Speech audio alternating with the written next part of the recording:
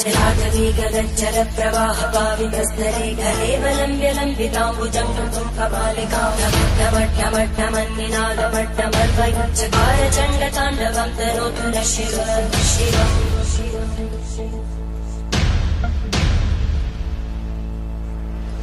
जटाकटाः सम्भ्रमब्धमन्मलिन्दगज्जरीतिरोलवीचि वल्लरी विराजमानमोदरज्ज्वलल्ललाटकट्टभावके किशोरचन्द्रशेखरे रतिपुनिच्छगम्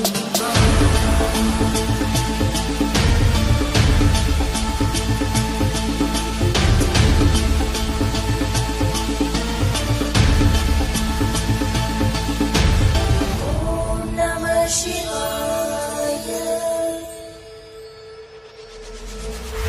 திருச்சிற்றம்பலம். சிவாய நம. இந்த சுள்ளிமலை 30 கோடி தேவர்களும் 48,000 ரிஷிமார்களும் தவம் பண்ண புண்ணிய பூமி. இன்றைக்கும் யோகிகளும் ஞானிகளும் சித்தர்களும் வாழ்ந்து கொண்டிருக்கக்கூடிய ஒரு அற்புதமான இடம். இறைவனும் இரவியும் அந்த முற்காலத்தில் அந்த தேவர்களும் ரிஷிமார்களும் தவம் பண்ண காலகட்டத்தில் அவங்களுக்கு வரம் கொடுக்கறதுக்காக இங்கே வந்து வாழ்ந்த இடம். தேவலோககிரினும் தென் கைலாயகிரினும் போற்றப்படக்கூடிய இடம். காசிக்கும் ராமேஸ்வரத்துக்கும் பாவனாசத்துக்கும் இணையான இடம். இந்த இடத்துல வந்து நம்ம முன்னோர்களை நினைக்க முக்தி, அவங்களுக்கு ஒரு விளக்கேற்ற முக்தி, அவங்கள நினச்சி நீர் வார்க்க முக்தி, அவங்கள நினச்சி யாராவது ஒரு அதிதிக்கு உணவு கொடுக்க முக்தி. அப்படிப்பட்ட இடம் இது. இப்படி தென் கைலாயகிரியாக போற்றப்படக்கூடிய இடத்துல 1 கோடி சிவலிங்க பிரதிஷ்டை அப்படிங்கிற ஒரு அற்புதமான விஷயத்தை இந்த ஆலயம் முன்னெடுத்திருக்கு.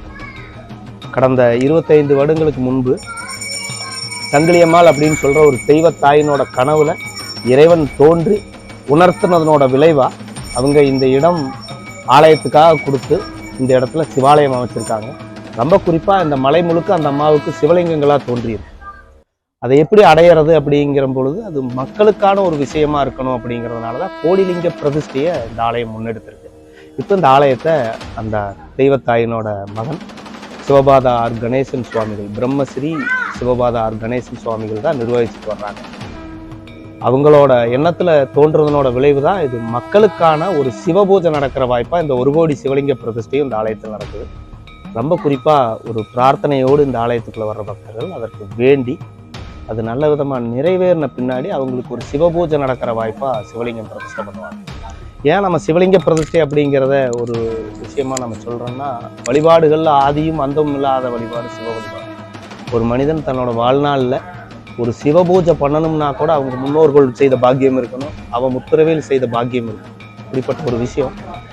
அப்படிப்பட்ட சிவ வழிபாட்டை தனக்கான ஒரு விஷயமா பண்ணிக்கக்கூடிய ஒரு பெரிய வாய்ப்பு இந்த சிவலிங்க பிரதிஷ்டையில் இருக்கு. ஒரு முறை சிவலிங்கம் பிரதிஷ்டை பண்ணவங்களுக்கான ஒரு தொடர் சிவபூஜை இந்த ஆலயத்தில் நடக்கும். அதுலேயும் இந்த ஆலயத்துக்கு இன்னொரு பெரிய சிறப்பு என்னன்னா, எல்லா சிவாலயங்கள் எல்லா ஆலயங்கள்லையுமே வருடத்திற்கு 12 வருடங்களுக்கு ஒரு முறை தான் ஒரு கும்பாபிஷேக நிகழ்வா ஒரு விஷயம் நடக்கும்.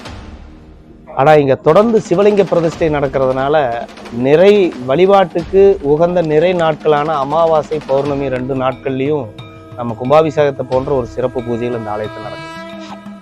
எல்லா அமாவாசை பௌர்ணமி நாட்கள்லையும் காலையில் யாக பூஜைகளோடு துவங்கி தொடர்ந்து சிறப்பு அபிஷேகங்களும், குறிப்பாக அந்த பிரார்த்தனை வச்சு நிறைவேறின பக்தர்கள் பிரதிஷ்டை செய்யக்கூடிய சிவலிங்கங்களுக்கு அந்த பக்தர்களே அவங்க கையிலால் எல்லா விதமான திரவியங்களையும் அபிஷேகங்களும் செய்து சிறப்பு அர்ச்சனைகள் செய்து அலங்கார பூஜைகள் செய்து பிரதிஷ்டை முடித்து சிறப்பு அன்னதானம் நடக்கும். இந்த நிகழ்வு எல்லாமே ஒரு கும்பாபிஷேகத்தை ஒட்டுன நிகழ்வு.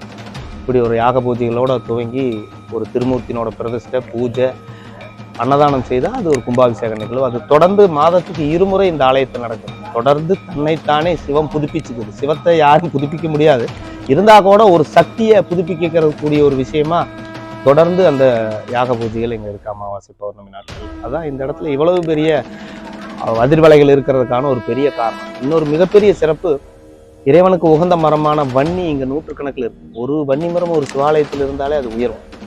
இங்கே 100க்கும் மேற்பட்ட வன்னி மரங்கள் இருக்குது. இது சித்தர்கள் வாழ்ந்த பூமி அப்படிங்கிறதுனால, நவகோடி சித்தர்களும் வந்து போன பூமிங்கிறதுனால ஒவ்வொரு வன்னி மரத்துக்கு கீழேயும் அந்த 18 சித்தர்களை இந்த ஆலயத்தில் பிரதிஷ்டை பண்ணியிருக்காங்க. இது ஒரு பெரிய சிறப்பு. ஒரு சனி தோஷம் நீங்கணும்னா வன்னி மரத்துக்கு கீழே இருக்கிற ஒரு விநாயக பெருமானை வணங்குனா சனி தோஷம் நீங்கும். வன்னி மரத்தை வணங்கினாலே சனி தோஷம் நீங்கும். 100க்கும் மேற்பட்ட வன்னி மரங்கள் இருக்கும். இப்படி இங்கே வந்து வணங்குற பக்தர்களுக்கான சனி தோஷம் நீங்கும். ரொம்ப குறிப்பாக திருமணமாகாத இருக்கிற ஆண் பெண் இருபாலரும் இங்கே வந்து பிரார்த்தனை பண்ணி போனால் கூடிய விரைவில் அவங்களுக்கான திருமணம் கைகூடும். இன்னும் பெரிய சிறப்பாக குழந்தை பாக்கியம். ஏன்னா மனிதனோட வாழ்நாளில் அடுத்து அவங்க அடைந்தே ஆக வேண்டிய விஷயம் அவங்க சந்ததியை இந்த உலக கூப்பிட்டு போகிறது. இப்படி சந்ததி இல்லாமல் கஷ்டப்படுறவங்க இந்த ஆலயத்தில் வந்து ஒரு பிரார்த்தனை வச்சாங்கன்னா சீக்கிரம் அவங்களுக்கான சந்ததி பிராப்தம் கிடைச்சி அவங்க சந்ததி மென்மேலும் வளர்றதுக்கான ஒரு பெரிய வாய்ப்பு இங்கே ஆண்டவன் உருவாக்குறான். அதனோட சாட்சிகள் தான் இங்கே இருக்கிற சிவலிங்கங்கள் எல்லாமே. இப்போது எல்லா பக்தர்களும் வந்து அதற்கான பிரார்த்தனை என்ன பிரார்த்தனை இருக்கோ அதற்கான வேண்டுதல்கள் செய்யலாம். அதை தாண்டி ஒரு சிவ வழிபாடு பண்ணுனா என்னென்ன தெய்வங்களை வழிபடலாம் அப்படிங்கிறதுக்கான ஒரு பெரிய தாத்பரியமாக தான் இங்கே 72 அடி உயரத்தில் ஒரு தியான லிங்கம் வடிவமைச்சு அதனோட வேலைகளை முடித்து போன தை மாதத்தில் கும்பாபிஷேக நிகழ்வுகள் நடத்தினாங்க.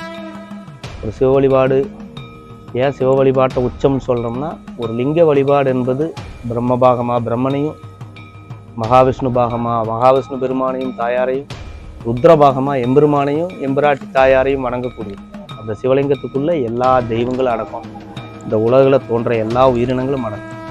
எப்படி ஒரு வட்டத்தில் ஒரு புள்ளி ஆரம்ப புள்ளியாகவும் அதே புள்ளி முடிவு புள்ளியாகவும் இருக்கும், அது மாதிரி இந்த சிவ வழிபாடு என்பது எல்லா உயிர்களும் அதில் தான் ஆரம்பிச்சு அதுக்குள்ளே தான் போய் முடியணுங்கிற தாற்பயம் தான் இந்த சிவ வழிபாட்டினோட உச்சம். அதனால தான் சித்தர்கள் யோகிகள் ஞானிகள் எல்லாருமே அந்த சிவ வழிபாட்டுக்குள்ளே தொடர்ந்து இருந்தாங்க, சிவனை தொடர்ந்து வழிபட்டாங்க. சிவம் என்பது ஒரு தனிப்பட்ட சக்தியாக யாரும் எடுத்துக்க வேண்டிய தேவையில்லை. ஒரு சிவத்துக்குள்ளே நீங்கள் எந்த தெய்வத்தை பார்க்கணுன்னு ஆசைப்படுறீங்களோ அந்த தெய்வத்தை பார்க்கலாம். நீங்கள் எந்த உங்களோட முன்னோர்களில் யாரை பார்க்கணுன்னு ஆசைப்படுறீங்களோ அந்த சிவத்தை வழிபடும்போது அந்த முன்னோர்களை அதுக்குள்ள பார்க்கலாம். ஏன்னா அங்கிருந்து தானே எல்லாரும் தோன்றி அங்கிருந்து தானே எல்லாரும் போய் சேரணும். அப்புறம் அப்படிப்பட்ட ஒரு விஷயத்தை இங்கே வர்ற பக்தர்களுக்கான ஒரு பூஜையாக பண்ணிக்கணுங்கிறது இன்னொரு நோக்கம். இறைவன் திருவருளில் இங்கே வர்ற பக்தர்களுக்கான சிறப்பு பிரார்த்தனைகள் எல்லாம் நிறைவேறட்டும். உங்களுக்கான நல்ல விஷயங்களும் தொடர்ந்து கிடைக்கட்டும். நீங்களும் நல்ல மென்மேலும் வளர்ச்சி அடையுங்க. சிவாய நம. திருச்சிற்றம்பலம்.